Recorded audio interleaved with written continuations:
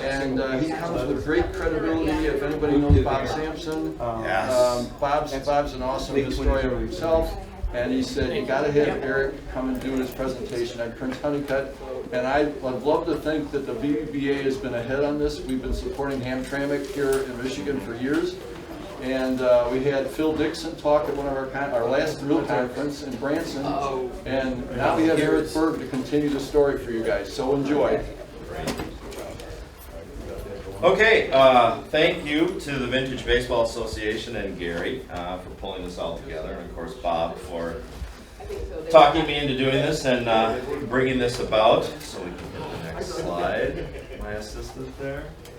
So this is really a story of pioneer and development of black baseball in Minnesota. I think this quote always really sums up this talk really well for me. So Sinclair Lewis said, to understand America is merely necessary to understand Minnesota. So when I do the teaching aspect in the classroom of social and political construction in the American landscape and baseball and connect the two, I kind of focus it down sometimes to a particular area, and Minnesota is a nice example of doing that. So here you have a 1900 photograph of Waseca, Minnesota, integrated mill baseball team. So as early as 1900, you have really clear photographic evidence of integrated baseball in Minnesota.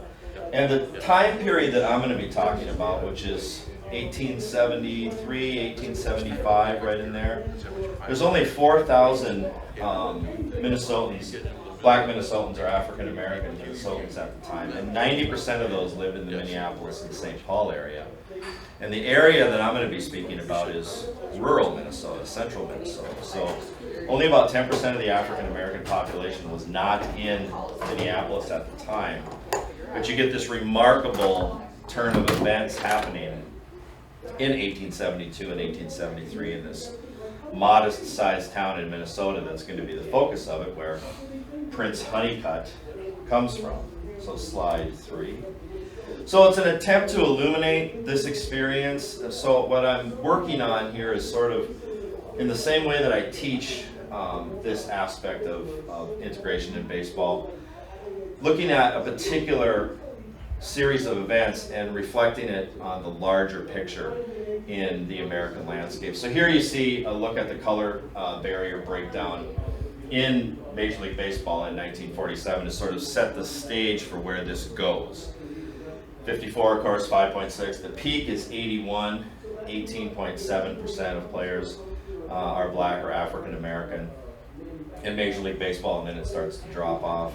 And the rosters for this year, the opening day rosters, are reporting another drop from 2020. That was 7.4% there. So I want to frame it this way. I want to get everybody in the room a feeling for how this has worked in Major League Baseball, where we are today, and then pull back and look at some important early efforts and early instances of an African American or black player starting the trend of baseball very early.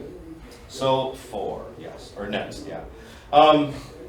So the talk is about a gentleman named Prince Honeycutt, and he's Minnesota's first African American professional baseball player. So I teach philosophy for a living, and just about every one of my students will tell you that when I'm introducing a new subject or working on a new subject, we're going to work with language first, because it's important to be precise. So I want to make note of some of these terms that frame the talk. So I'm using the distinction African American and black. I'm using both terms. Bless you. And that's important because it doesn't mean that they're the same when you use them in sort of a professional setting.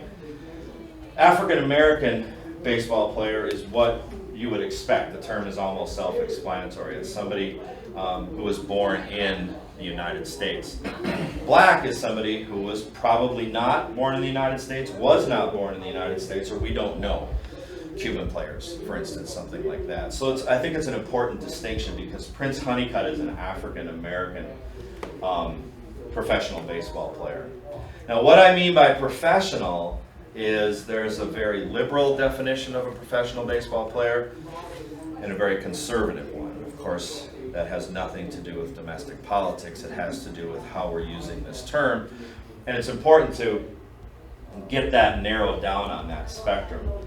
I'm using the phrase or the word professional baseball player to mean he's paid, his teammates are paid, the teams that he plays against are hired players.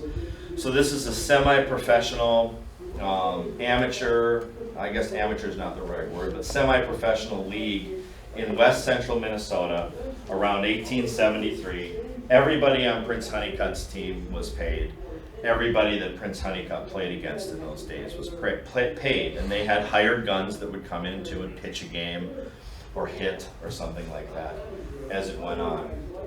And of course, just about everybody in the room knows the distinction between baseball with 2 words and baseball with 1. I like the changeover between the two. I think it's 1885 when the New York Times Style Guide told their sports writers to combine the 2 words. So I like to take that as sort of the point where we separate the word base and ball before that, and then when the New York Times Style Guide asked their sports writers to combine it, the rest of the world's going to follow that lead from the New York Times. So baseball with 2 words when we talk about Prince at this time. How this talk came to be, I'm not a historian, I'm a philosophy professor. I've been blessed to have really good historians around me my entire professional life. Probably the most influential one is my assistant today. Dr. Mark Largent is running the slides, but he's a very prominent historian down the road at Michigan State and a dean there. The college that I went to, I formed very close relationships with history professors, and where I'm at now, I'm in a combined program, philosophy and history. So this is a little bit of a new territory for me, because I had to ask my history friends, what do I do with this? Because as a philosopher, I'm always making arguments, right? Premise, conclusion, is it sound, is it valid, good, we move on. And I've not found an argument here, but I don't need to. It's an illuminating piece. It's bringing an important piece of American and regional history to light, and it does show us where we are. It shows us the way, certainly. I found Prince Honeycutt through a small entry about a paragraph long in Peterson's book, Early Black Baseball in Minnesota, and I found it kind of shocking that it's only about a paragraph in this book is committed to the first professional African-American player in the state of Minnesota. Then he does an awful lot with the St. Paul colored Gophers and those other prominent teams. Turns out he's from Fergus Falls, Minnesota. So I'm not talking to a regional audience today, so the lights aren't going on with anybody except Dr. Largent, who's from there. Fergus Falls is about 23 miles from where I grew up, and it's the west central side of Minnesota. And I know that I knew at that time the Historical Society in Fergus Falls is fabulous. They have a full-time staff, they have an archivist, the archives are all professionally run. And sure enough, I contacted them and they said, we would love to have somebody do something on Prince Honeycutt because nobody has and we think he's important.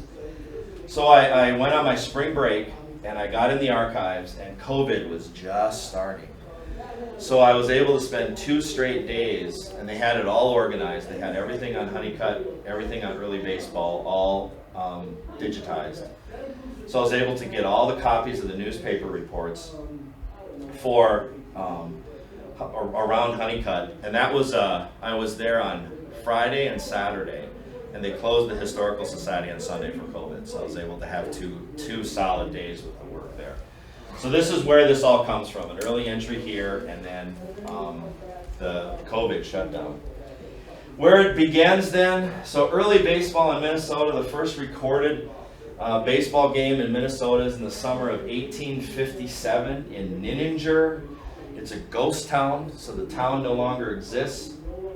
Up in north central Minnesota, they decided to organize a baseball club, and then on August 3rd, the first game was played, and there's an existing newspaper report for this 1857 game in baseball. So baseball starts pretty early in Minnesota. 1857 is a pretty early date to have baseball being played. These 3 folks are certainly important in Black or African American baseball history. Walter Ball, Bobby Marshall, and Billy Williams. There's several famous people that have Billy Williams name, but this is the Minnesota Billy Williams. So Walter Ball is actually a Detroit person. He was born in Detroit in 1877. He played 10 years in the Minnesota and Dakota leagues and was a standout player during that time. So he showed up in Minneapolis, he showed up in St. Paul, he showed up as a hired gun in these small regional semi-professional leagues where they were in the championship game, and you didn't have to have a set roster, so you could contact people like Ball and he would come and pitch a game for you and probably win it. Bobby Marshall is a University of Minnesota standout multi-lettering athlete at the University of Minnesota. He shows up between 1904 and 1905 and a little bit in 1906 in the amateur and semi-professional ranks in Minnesota. He played for the Lund Lands primarily. So if you're familiar with outdoor culture, Lund Boats, that's who sponsored that particular team. And he was on one of those corporate teams that would go around and get the name of the company out and play at a very high level. All integrated teams that we're looking at here. These are not Negro League teams. And then Billy Williams is a St. Paul kid. 1877 is his birth date. In 1902, he was the captain of an integrated team and was the only person of color on that team.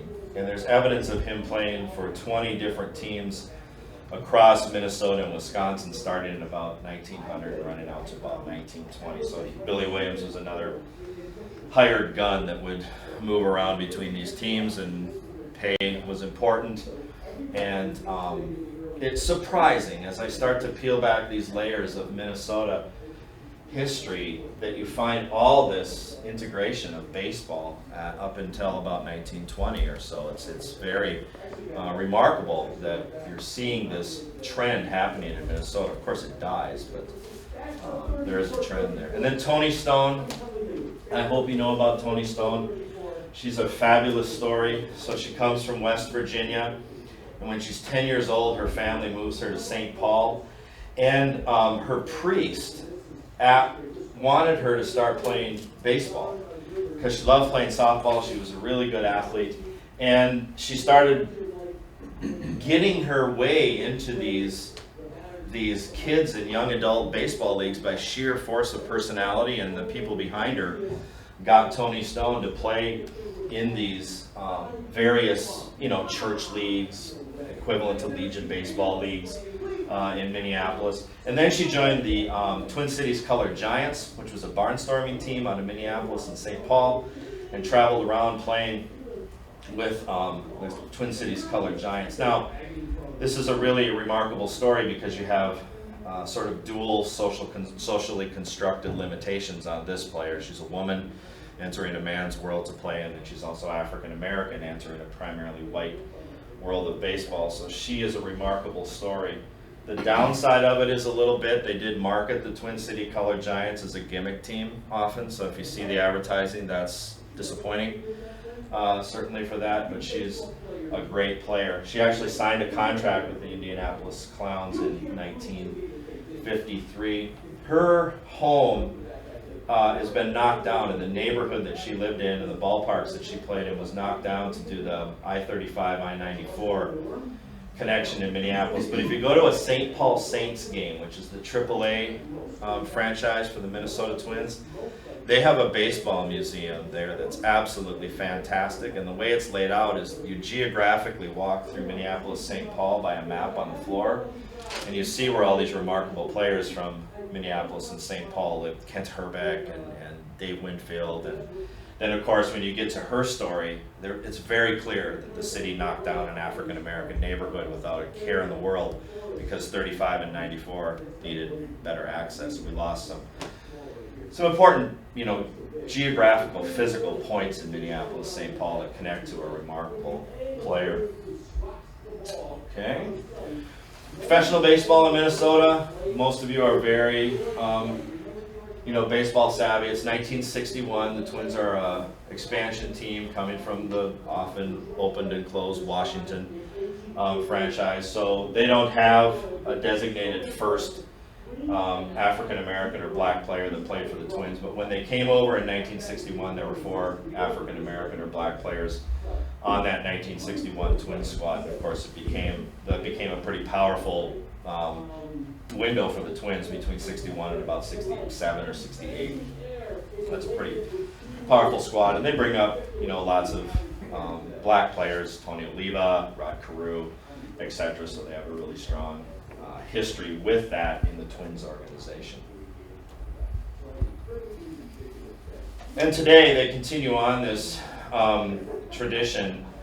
I've been blessed to I continue to have, and I've been blessed with a lot of friends and contacts inside the Twins organization.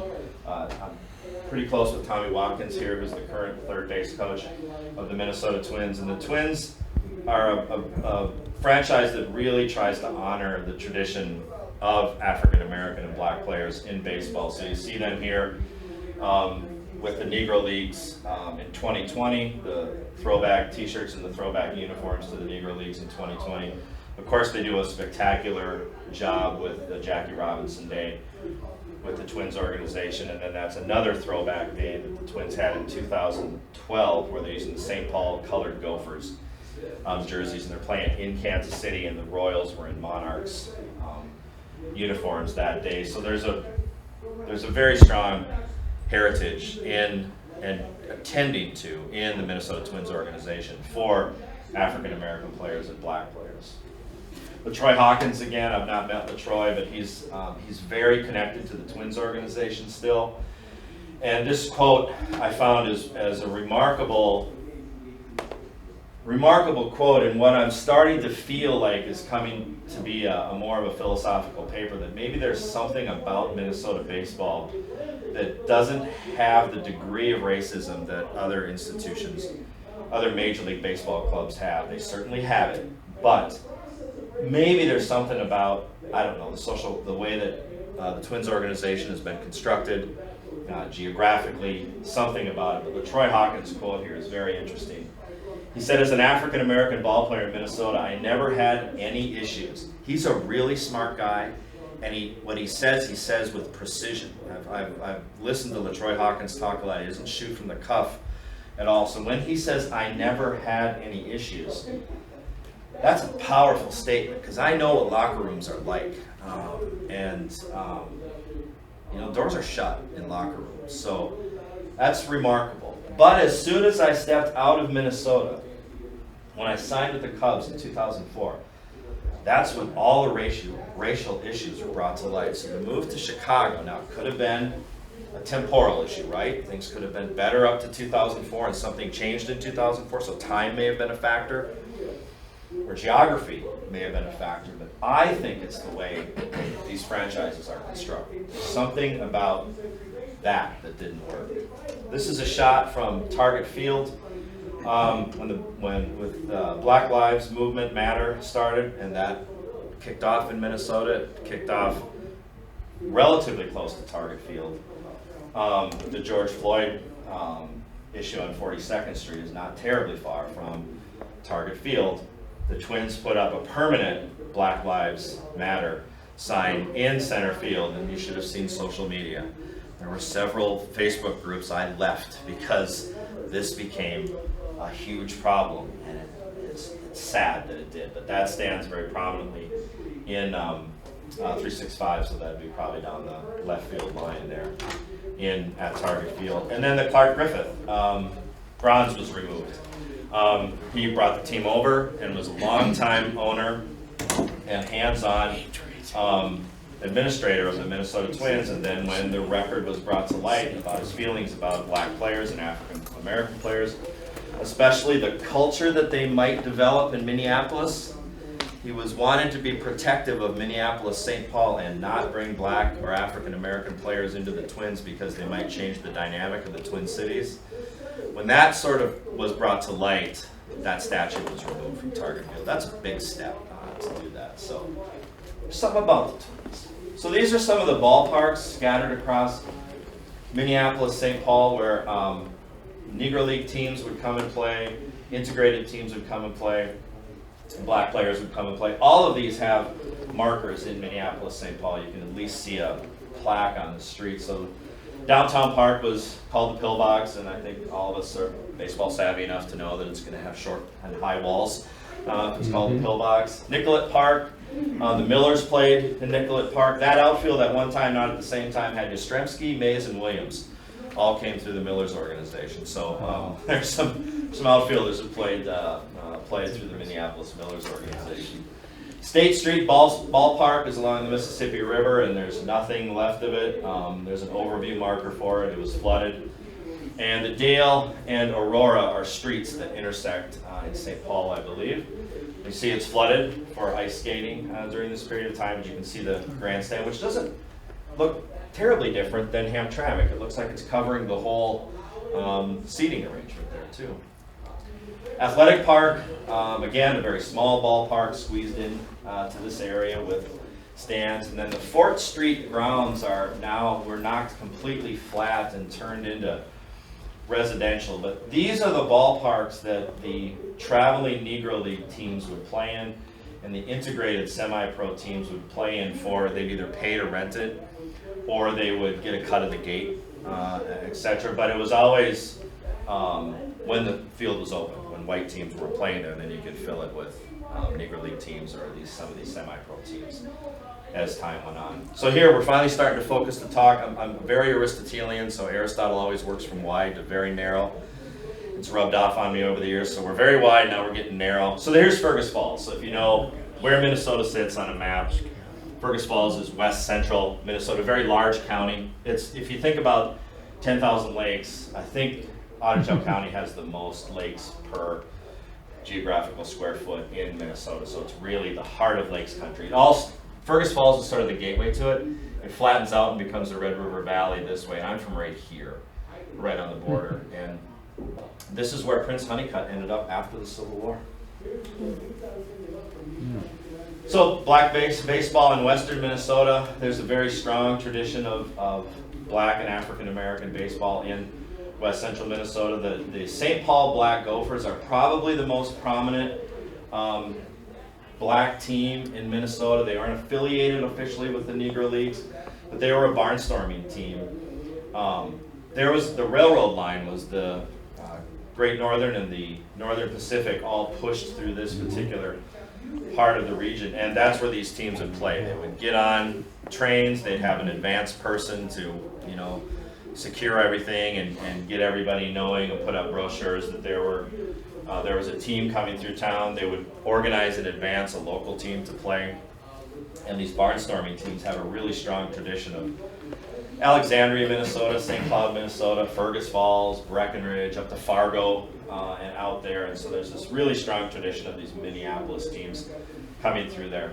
The Minneapolis Keystones were sort of their rival. They played up the St. Paul Black Gophers or the St. Paul Colored Gophers, and the Minneapolis Keystones as rivals. Sometimes both teams would travel, and there's records of these teams playing in Fergus Falls to very large crowds. Some of the other prominent teams that played in Fergus Falls over the years, the Twin Cities Colored Giants, the Uptown Sanitary Shop, a corporate sponsor, Askin Marine, Colored Red Sox, and the Minnehaha Lake Motor Company. This is actually a photograph of a barnstorming team playing in Fergus in the kind of fields that most vintage players here are very accustomed to, right? There's no grandstands on that side where they're playing, but it's also interesting to see how the catcher's positioned, and looks like a pretty good cut going on there too. Here he is. So here he is. Here's Prince Honeycutt. Here's who we're primarily looking at today. There you see his dates. He's born in 1852 in Elkton, Tennessee, in Giles County. Now, if anybody's a historian of racial issues in the United States, you know that Giles County, Tennessee is the hotbed, if not the starting place, of the Ku Klux Klan. So he comes from a pretty interesting area in the United States. His obituary indicates he was a former slave. My time with historians has tightened up my language about saying he was a former slave to putting in a nice, reference there. The obituary says he was a former slave. He died in 1924 in Fergus Falls of bronchial pneumonia. And the end of the life, the newspaper reports that he was blind or nearly blind towards the end of his life. He had a severely injured leg from a construction accident. And this is a famous picture. You're going to see this a few times. This is Prince. And you see P.A. Honeycutt on the glass.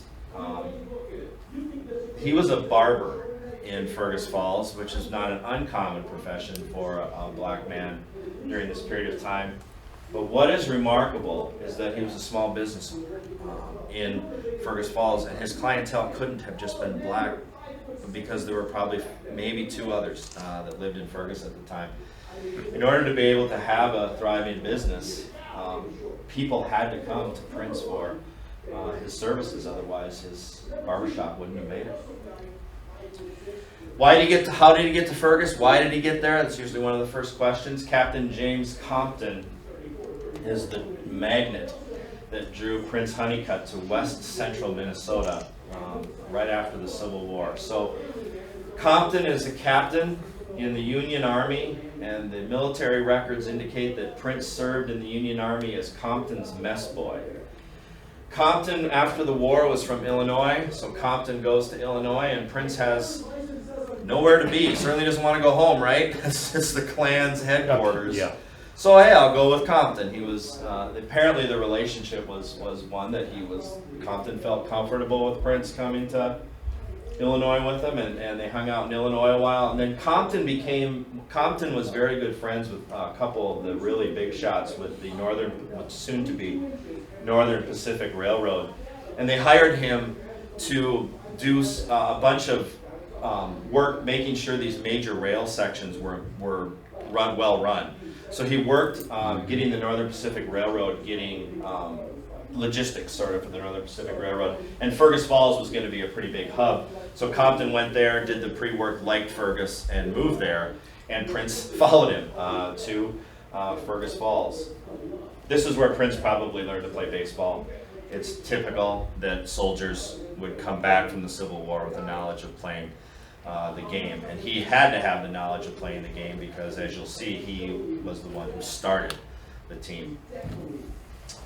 Life in Fergus Falls when he was there. This is the other.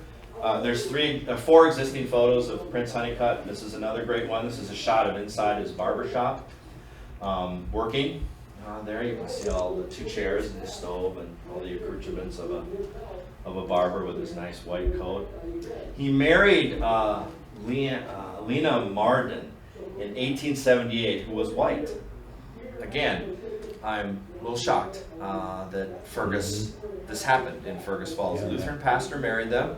I have a background in Lutheran theology, and knowing Fergus in those times, that took courage by that pastor, certainly to have that marriage. He ran for mayor in 1896 and actually received 180 votes out of 871 votes cast in that election. So these points illuminate a different kind of racial atmosphere in Fergus Falls than I would expect. To have him be able to run for mayor, to have him marry, interracial marriage. He opens a barbershop, of course. Every time I've given this presentation, I've asked for help on this. I don't know what a shooting gallery was. So the records indicate that when the newspaper said, oh, there's a new barbershop in town, it's Prince Honeycutt who opened it. He's opened it in the old shooting gallery. Target practice? I don't know. So I'm looking for that, what that means. 1884 is when he opened that. He became a barber by trade, and then what we're all after today, he organized the North Stars Baseball Club in 1873 in Fergus Falls. So that's an important point. He organized it. He started it. 1882 is his shot in front of his barbershop, and then there is a Google map shot of that storefront, which is this side of the storefront. It's an art gallery now for a local artist, which is fabulous. And when you go in there, you realize that this is an important structure in the history of Fergus Falls, Minnesota. This is another great shot. This is a street shot of Fergus Falls at the time. The Historical Society is about 90% of this is the storefront. that Prince had there. So again, it gets you, the other shots make it seem a little more urban because he's got the nice clean glass and there's a walking curb and everything, but then when you pull back and see it, yes, there is a walking curb, and these streets are dirt, and it's a lot of wood storefront buildings still working their way up to where the more permanent structures are in the brick. He was in the more permanent structure wing where they started to have brick buildings there. Images of Prince Honeycutt and his family. So here's an early image of Prince and his wife and their kids, and then there's a later one when Prince is an older man with his second wife, and because his first wife passes away. So these are the last two existing photographs that have been uncovered of Prince Honeycutt. So the surprising integration. I've been surprised by a few things that Fergus Falls, the ethos or the culture of Fergus Falls surprised me, because I'm from this area. My home farm on my mom's side is about 14 miles outside of Fergus Falls, and this was their major retail center, their only retail center, so they went through it. And I was deeply integrated into that Scandinavian culture in west central Minnesota, especially through my mother's side. And my mother, who's passed now, and bless her heart, she exhibited really strong inter-Scandinavian racism. She would explain things to me as a child sometimes, you know, if I was questioning why a schoolmate of mine was acting some way or something, and she would be struggling with this, and sometimes she'd just say, well, he's Swedish. We're Norwegian, and there is a difference, you know? And so clearly there were those lines present. There was not even white racism or Eurocentric racism. There was inter-Scandinavian racism of the people that were from there. But like, Prince is a private business owner in 1884, and that thrives. He starts an integrated baseball team. He started an integrated baseball team. He wasn't asked to play. He started it. This was city funded. He started the process in 1872 because he needed a place to play, needed money, needed uniforms, needed ongoing support for travel. And he was team captain. He was a mayoral candidate, like I said, interracial marriage. He was a firefighter. Those are prestigious positions in these western towns at this time. There comes with a lot of social cachet when you're a firefighter. You're a firefighter there. He was recognized as an old settler of Ottertail County in 1921. That probably doesn't mean a lot to this audience, but it means an awful lot to me because I know what that designation of old settler means. That means original homesteader, often. And that's a pretty elite group to have recognized him as one of the old settlers of Ottertail County. And they did a retrospective in the newspaper when he turned 43 on Fergus Falls, which has been very valuable for me to get his history. And here's the newspaper clipping of the mayoral race, and there's Prince Honeycutt right there with the vote tally. But of course, it's not all puppy dogs and rainbows, as I say in my class. We're not going to find this little community in west central Minnesota clean of any hard times for Prince. When he was married then, the Fergus Falls Advocate, which is the primary newspaper in Fergus Falls, allowed this editorial to be run on July 26th. Interestingly enough, 2 points. First of all, the person didn't have the guts to put their own name at the bottom, so there's that. Secondly, they signed it foreigner. I don't know what that means. That's a weird, you know, if you're going to take a pen name and take these shots at somebody to sign it foreigner, that's another thing that the shooting gallery I don't get, and I don't get the slang maybe that this person was using at that time. It may have meant something to the people, you know, in 1878, and it's lost today. It's a long editorial, it's ugly, and these are some of the lowlights of the editorial. He said, the marriage is a death knell to decency. It's one of the most revolting and disgusting chapters in this county's history. He claims that the relatives of the girl are suffering, quote, a living death, end quote, through grief that she married him. Called it an unnatural lust. Talked about unpacking history of racism and genetics and everything with that particular line.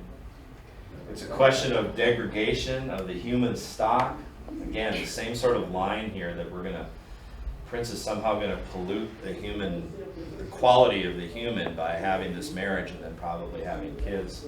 So terrible, terrible things laid out in this editorial. And then another anonymous writer was able to add his 2 cents, probably his 2 cents, to the marriage. He said, if the Ku Klux Klan had not disbanded in Fergus Falls, it might not have happened. So there was active Klan membership in Fergus Falls that would have pushed back against this. And then, of course, the real low water mark is 1883, June 4th. Prince is accused of rape on June 4th, 1883. Prince's wife had passed by then, and they had a nanny. A Scandinavian woman was the nanny that took care of the kids and the household needs of Prince and his family. And a friend of Prince's came through town. So a friend of Prince's is coming through town, and they go out to dinner, and then they go out for a few drinks afterwards, and then they come back home, and the nanny's there, and there you go.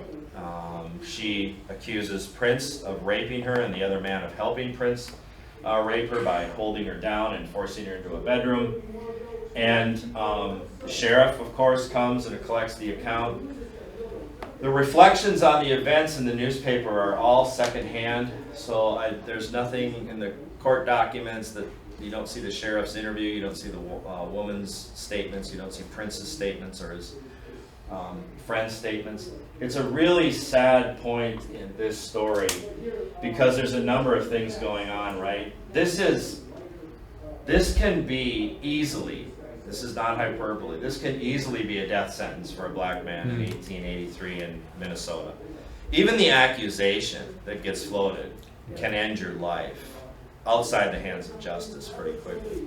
To enter the criminal justice system with a charge of rape as a black man against a white woman, that's the kind of process one does not want to go through because you just don't know about due process and jurisprudence at that point. What happens with this rape account is the sheriff never brings charges against Prince because the woman is found to be insane.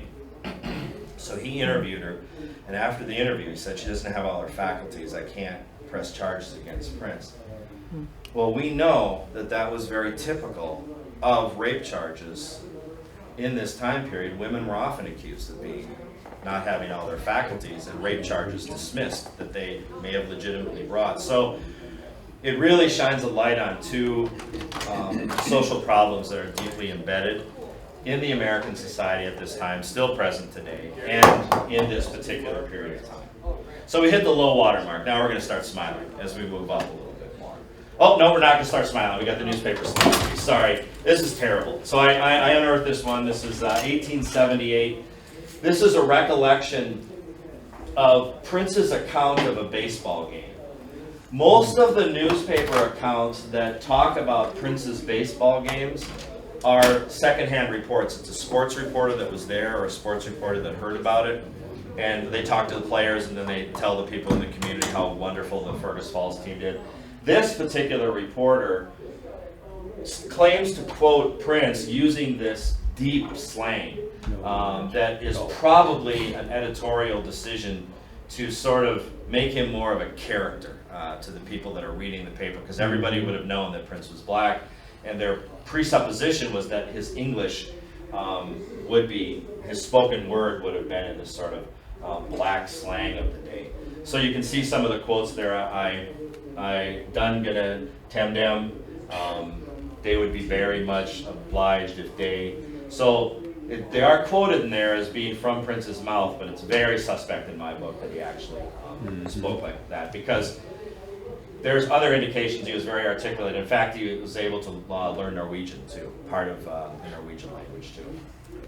Now we're going the other way. Here we go with the happy stuff. We have the bright slide, right? Now we're finally going to talk some baseball, and baseball, 2 words, in Fergus Falls.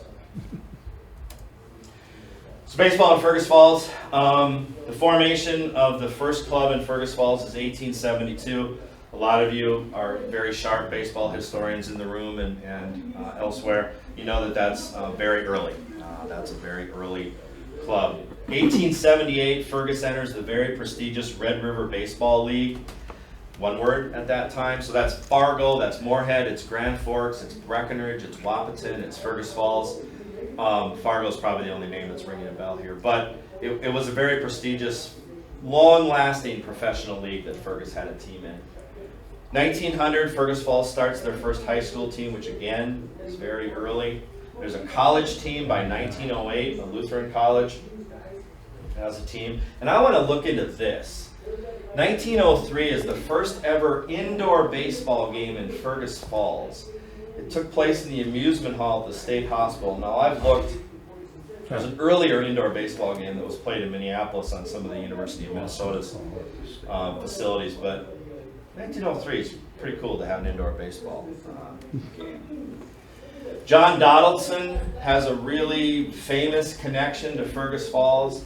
Donaldson came to pitch in the Otter Tail County Championship game in August 16th, 1925. So people always ask, Prince did not meet Donaldson, nor did he see him pitch because he died a year before that. But Donaldson is one of the great Negro League players. There's a lot of energy behind Donaldson to get him in the Hall of Fame. He didn't make the cut last time, but there's a lot of energy. He spent a lot of time playing in teams in west central Minnesota. The really cool thing about Fergus Falls and about Donaldson is there's 39 seconds of film of him pitching in this game, and it surfaced in 2010. Oxley Photography Studio, which I have a claim to fame of, their primary photographer was my great uncle Hawken. The owner of that bought a movie camera, and he recorded 39 seconds of this game. And if you go on YouTube, you can find the 39-second project, and you can see the film of Donaldson pitching. It shows us how the game was played at that particular time, in a particular region, by somebody who was deeply familiar with the African American experience and playing baseball. So the Donaldson clip is fantastic to go watch. Integrated baseball then, so it's very early. It's 1873 is when the North Stars Club gets going, and that's Prince's club, and Prince is at the helm as captain, and everybody else on the team is white. They changed their name to the Musculars. They should have kept the North Stars. It's a great name. Prince played left field, and a box score from 1876 later on has him batting second in the lineup. First professional African-American baseball team in Minnesota, of course, is the St. Paul Blue Stars and Minneapolis Unions, who are all black. And here's where the ballpark was in Fergus Falls. So this is the main street. Fergus Falls is about a city of about 14,000. It's a resort destination. This is the one of the Northern Pacific lines that's going west. The river is right here. There's a huge mill complex right here that's been there a long time. There's a diversion in the river for water power. And the ballpark was located this is high ground. It elevates right where this road sort of is on this piece. And the ballpark that Prince played in would have been right there on the southeast side of town. These are some box scores. I have tons of box scores. There's very good reporting of this. This happens to be the first one that the Historical Society has, June 18th, 1873. You see Prince Honeycutt here and Prince Honeycutt here in this different box scores.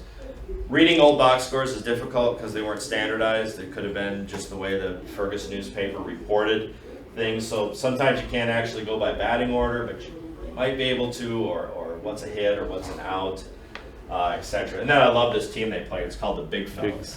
Big Fellers playing the North Stars. So that's his first one. The newspaper specifically notes Honeycutt as the team leader. So over and over they refer to Prince Honeycutt as either the captain or the team leader. Two words, of course. Baseball, 1873, they're referring to him as the captain. 75, he's the starting left fielder, but not captain, but possibly hitting cleanup. So he's 2 years beyond that, 3 years beyond that. He's not designated as captain. 1875, there's a really cool, long newspaper report. They embedded a reporter with the Musculars, and they played in Perham. Now, to get to Perham today takes under an hour. It was an overnight journey that they took by horse and wagon, and they had to camp and eat and all those things. But the reporter was with them the whole time. And so you get this really nice report of this journey to Perham, the game that's played in Perham, and then the journey back. In Perham, the fans cheered in Norwegian, and the reporter indicates that Prince understood the cheers and answered some of the cheers. So he had picked up, according to the report, Norwegian along his time. Most of the newspaper accounts call him Prince. They don't call him the colored player. They don't call him the black player. They don't refer to him in any other way other than by his name, which is Prince. So when you line it up with the other players, some of the names are very common, like Carl, so it'd have to be like Carl Jorgensen or Carl J. He's referred to in the same way that the white players on his team are referred to. They're often not calling special attention to his race. They're just, this is Prince who's playing here. And fielders were probably barehanded. So in this audience, it's not a shock. In other venues I give this, I have to go into the whole barehanded baseball thing. But this date, 1872, 1873, you're going to have barehanded play. And the newspaper reports, backs that up. It says, this is a report of one of the action that took place. His hands being on the ground when the ball was struck. There's nice historical traces of Prince in Fergus Falls today. I showed you the pictures of the barber shop that's there. His home still stands at 612 East Summit. Last summer they did that's a bad picture, a limb has fallen here. It's owned by a Methodist minister.